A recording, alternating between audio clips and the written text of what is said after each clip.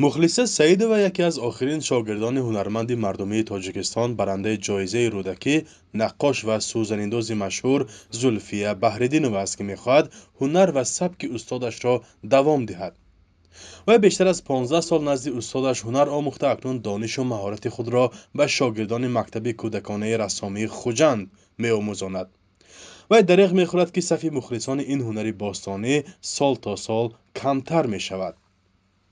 سالهای ما اینجا و عمرگی ماضی 7 سال 8 سال شده که باشد اون چند سالی بسیار بود. حاسی با منی همه دخترکا درسای الهیگی میرن، انگلیسی، ترکی، هم خالکا میرن، سالی با کم شده که اینجا میبیان 1 سال با من 10 نفر یا 15 نفر قبول کنم، 2 تاشون یا 3 تاشون ابیزتلین قبله همه دوام دادوستن. نه 100% نه 20% 30% دوام دادوستن. همون با یک لایحه آمریکایی مکتبی زلفیه بحرالدینова تشکیل شد. این دخترچه ها در عقبتی همین 50 دختر 15 تاش رو انتخاب کردن که حقیقتا هم سوزان داشته میتونستن. زلفیه بحرالدینова 91 سال عمر دیده در سال 2013 درگذشت. به گفته محققان آثارش و بیش از 80 سال عمرش را صرف این کسب کرد. این زن از خردی قریب از 5 سالگی به سوزنیدوزی مشغول شدگی بودن. خودشون میگفتن که همین همسایه‌مون میدوخت، دیوالمو پست بود، من نگاه میکردم، همین خیلی میخواستم که همون زن خسته رود و من با جای همون رفته همون دوزم. یک بار همین خیلی نم شد گفتن.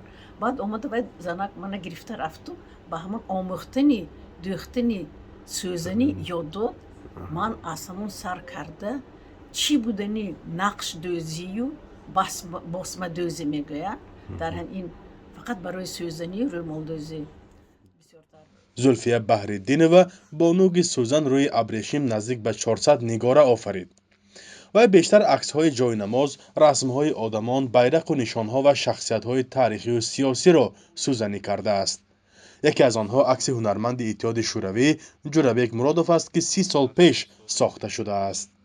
این عکس را رسام خلق تاجیکستان زلفیه بحرالدینова در طول 2 سال کشیده‌دوزی کرده بودند.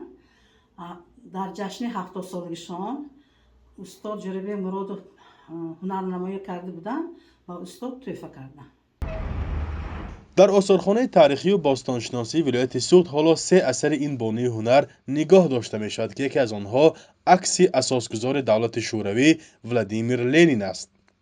حالدانها میگویند در عهد شوروی با درخواست منصبداران وقت بیشتر از 20 بار عکس لنین را زلفیه بحرالدینова کشیده دوزی کرده است که یک نمونه آن در این آثارخانه مانده است.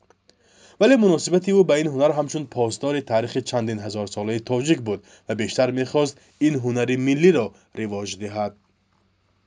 تالار تمدن آریایی آثارخانه تاریخی ولایت سوخت با عکس خدای نیکی اهورامزدا که رمز تمدن آریایی را نشان می‌دهد آغاز می‌یابد. این عکس از جانب کشیده‌دوز زلفیه بحرالدینова دوخته شده است. وقتی که سیاحان خارجی به آثارخانه تشریف می‌آورند، توجه آنها نسبت به این عکس کشیده‌دوزی کرده شده خیلی زیاد است. توسط این عکس راهبلدان ما آغاز تاریخ خلق تاجیک که تاریخی زیاده از چند هزار ساله را در بر می‌گیرد به مهمانان خارجی و داخلی معرفی می‌نماید. زلفیه بحرالدینова با نمایندگی از زنان خانه‌نشین ولی هنرمند خوجندشهر در چندین نمایش‌های جمهوری و آسیای مرکزی شرکت ورزیده است. در سن 80 سالگی بحرالدینова با 2 سوزنی خود جایزه اول آزمون هنری آسیای مرکزی را به دست آورد. پس از وفات او یکی از مرکزهای هنرآموزی شهر خوجند را در محله زیستش به احترامش نامگذاری کردند که حالا حدود 10 زن در آن به هنرمندی مشغولند.